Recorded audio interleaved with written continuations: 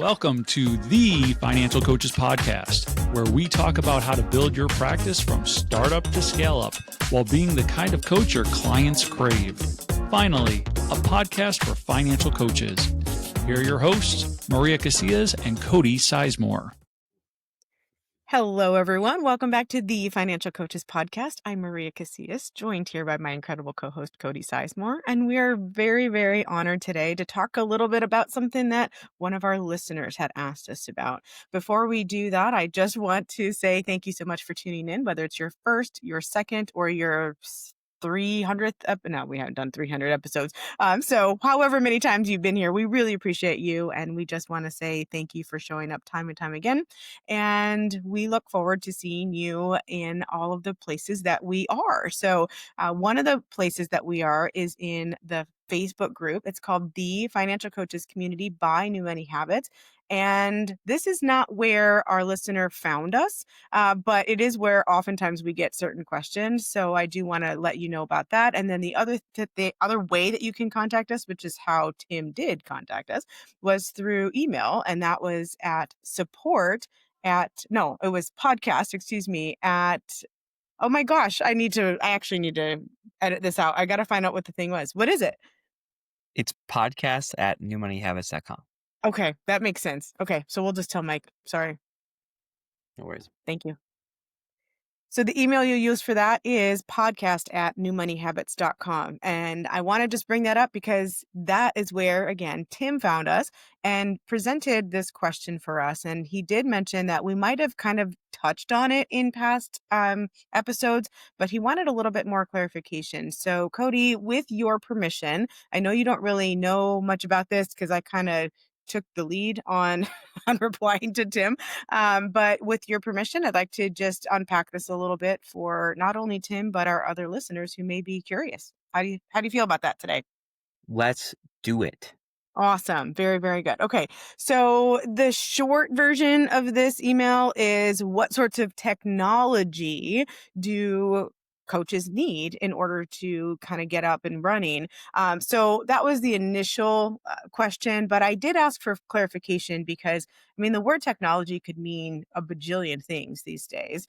And so I will, if with permission, just like to read a teeny bit about what he's specifically asking for. So an example he gave was, I've seen some coaches that are just using their laptop with that camera for their Zoom meetings. And I've seen others that do more sophisticated setup with like a monitor, so they can have scripting and have questions and that kind of thing.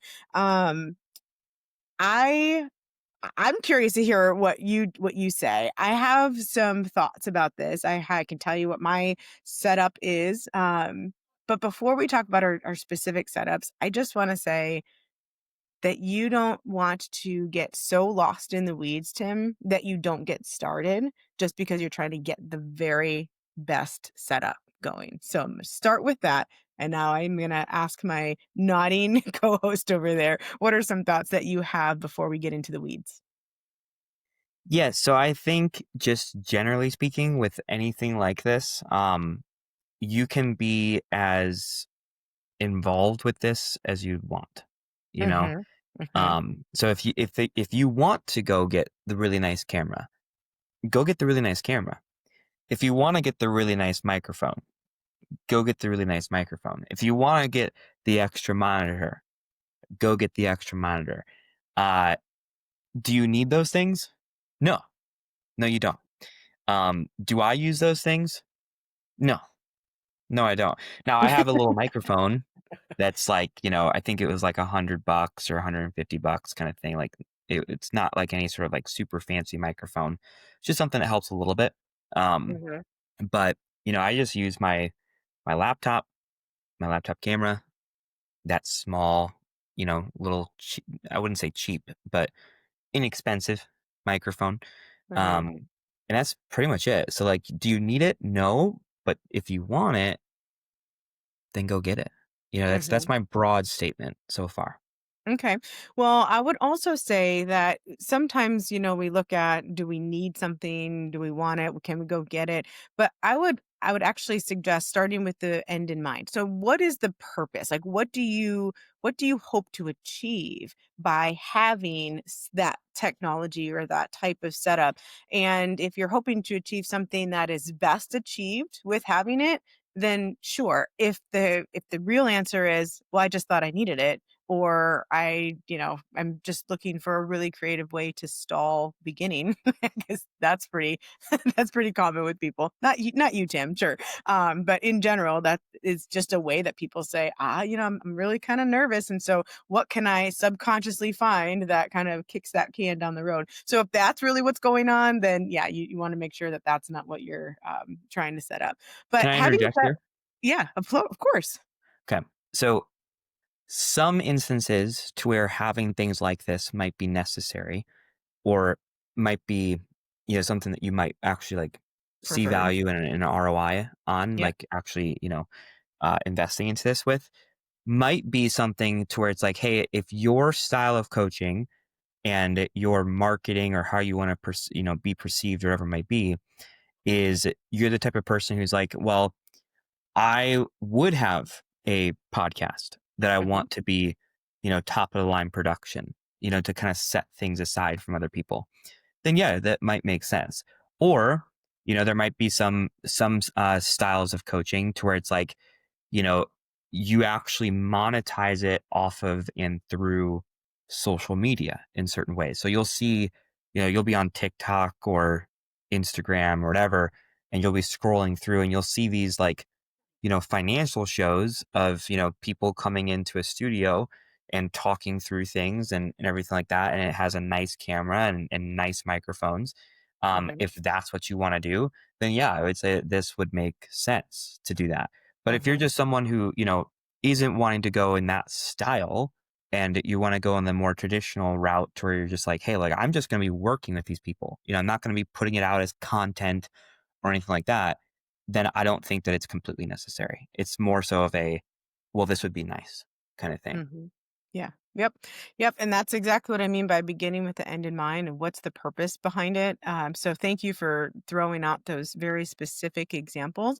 I think also, like, just, I don't know, assume that this kind of falls under technology, even though Tim didn't specifically ask about it, but like extra monitor. So I actually have an extra monitor.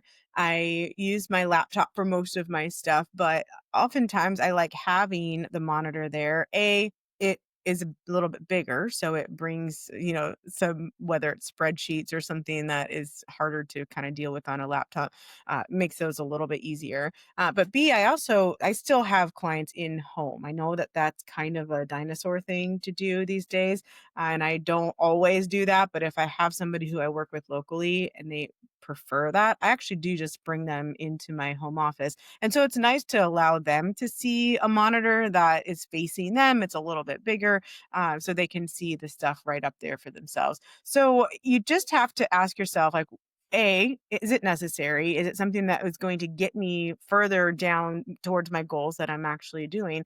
And then B, be able to plan for that. We believe very strongly in doing business with no debt. Like, you don't have to have debt in order to do a business. You can actually just start with what you have and build from there. So rather than, feeling like you have to have the best microphone, even if you are doing a podcast. I mean, before you and I podcasted, I was podcasting for about 2 years. And I started literally with the little Shure microphone that plugs into your phone, because I Mhm. could hide in the closet where the kids were not going to get to me, and I could record there. Now, granted, that was not a visual podcast as well. It was purely audio, but that's really where most of my listeners were anyway, and so it didn't really matter. So if you can just know, like, what are you trying to do, then you can start with what you have and then slowly build up intentionally to what you are trying to achieve. Mhm. Yeah. Yeah, I agree. Yeah, I think that like it really does come down to is like what's the end in mind? What's the Mhm. end goal in mind? And then also too is like how do you want to present yourself? You know? Mhm. Yeah. I don't think that there's anything wrong with, you know, coaching people off of a laptop video camera. Oh, Uh, I hope not, because we yeah, do that because all the that's, I mean, time. that's what I do, you Yep. know? So, there's nothing wrong with that. And never once have I ever had a client, hop on after they've made a several $1,000 investment and look at me for the first time on Zoom and be like, what's wrong with your video camera? Right. I paid for this. Like, not once has Yeah, that, yeah. has that ever happened If or you're even gonna had a invest hint in something, of that invest happening. in good internet. Yeah. Yeah, exactly, exactly. So, again, it does come down to those two things. It's more of a personal thing. Now there's other aspects of technology too. It's not just like video, microphone, all that kinds of stuff. Right. Was he also asking about some of those things too, or is it really He just was that? not. He was not necessarily asking about those, but I actually think that we should talk a little bit about it because I think that it kind of goes hand in hand with what Okay. he was asking. So, Yeah. and our other listeners, they might be curious about some of this too. Hmm. Yeah. Yeah. So, there's the technology side of like how you present yourself, which is what we've already talked about. And then Yep. there's the technology side of how you actually like run your business kind of Right. thing. Right. Yep. Um, and that would be things like, a proper CRM, proper scheduling, set up a proper payment gathering setup, Mhm. even something as simple as Zoom. Like, do you use Zoom? Do you use Google Meets? Do you use something else? Like, all those different types of things, right? Um, and those are really important too, because like if you wanted to actually talk about client experience and you want to actually talk about like what's going to actually affect how your business is actually ran, it's actually this stuff that really matters as compared to the video or the microphone, Mhm. Mhm. right? Do Yep. you agree with that or no? I do. I do. This is gonna feel like I'm going backwards, and I'm only doing it so that I can actually say something that will get lost if I don't say it now. I want to come back to this, but to Tim's actual question, like one of them was like, some people have monitors that have scripting and questions and that kind of stuff, which is definitely more along the lines of the coaching side of things. We kind of went down the whole of like, excuse me, like if you wanted a podcast, etc. But Tim, I'm gonna tell you a little secret. I don't have a monitor that has all the questioning and scripting and stuff. I literally use these fancy things called Post-it notes. Like, Hmm.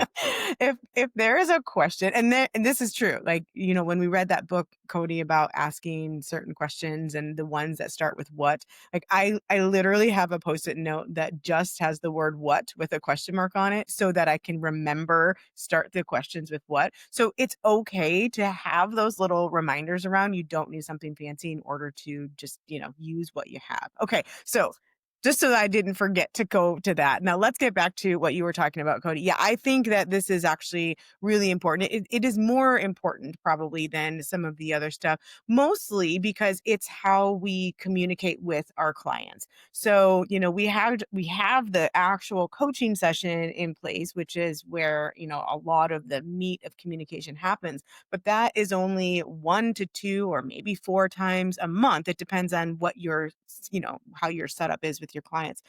But the stuff in between that is where they're learning about you. They're figuring out how to trust you. Sometimes they're trying to decide whether or not to hire you if they haven't yet done that. Or they might be trying to figure out how are they going to refer you to other people. So I do think that the other technology stuff is going to be like the heart of what we are really after. Hmm. Yeah. And the good news, shameless plug, is that we go over a lot of this stuff in a course that we created called Getting Started as a Financial Coach. Mhm. So if you're interested in learning more about that and you really want like a deep dive into those things, feel free to check out the show links, or the show notes and the link in there. There's a free webinar for you to check that out. And then if you want to sign up for it, you can. If you don't want to sign up for it, that's fine too. Right. But it doesn't hurt to check it out. Right. Right. So, shameless plug over. With that being said, getting these things right is really, really important because like this is what actually causes like the experience from the beginning to the end and everywhere in between to be Yeah. simple, smooth, uh, professional, all of these interesting things. And it And actually really manageable. helps, nurture the relationship with not just your clients, but also your prospects as Yes. well.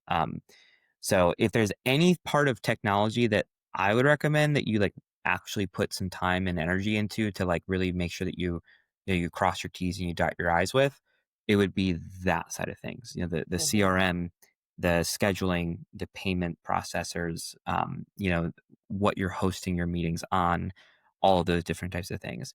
Um, and I've even talked to coaches recently who are like, how do you get payment? Like, do you just do like a Venmo? And I'm like, I mean, you can, but like that's not professional. Like, you ask someone to invest, we'll just say like $3,500. Let's throw a Hmm. number out there. It's a Hmm. decent chunk of money, right? Um, and they're like, okay, yeah, like let's do it. And they go, how do I pay you? And you go, well, do you have Venmo? Hmm. It's like Venmo. Like, what are you talking about? Like this Hmm. is what I use to pay my babysitter, kind of thing. You know, like not to make an investment into financial coaching, right? Right. So Right. that side of things I think is pretty important. Yeah. I agree. Yeah. 100%. Yeah. So I don't know if that helped Tim or not, but hopefully it gave you some sort of idea and direction. I do actually want to come back to one more thing before we wrap things up. Yeah. And that goes back to kind of what you were touching on again as well, which is like that whole scripting side of things and Mm. whatnot. Yeah. Um, I don't know where you're at with your practice, Tim, or really anyone who's listening to this. If you're relatively new at this, or you're kind of getting things off the ground, I think that scripting is something that can give you some confidence, and it can give you something as far as like direction goes with having these conversations. So there's nothing wrong with having those scripts.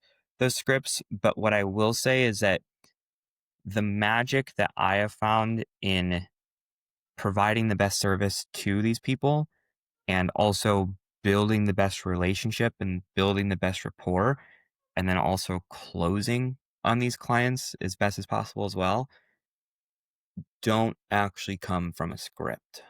Hmm. They come from you, right? Hmm. So use a script to kind of get comfortable with things, and to maybe have like, your main kind of bullet points kind of thing. But I wouldn't rely on that too much. I would really try and just use it as like a reference as compared to I have to follow this script, you know? A hundred Um, percent. Yeah. that's what's going to get you clients.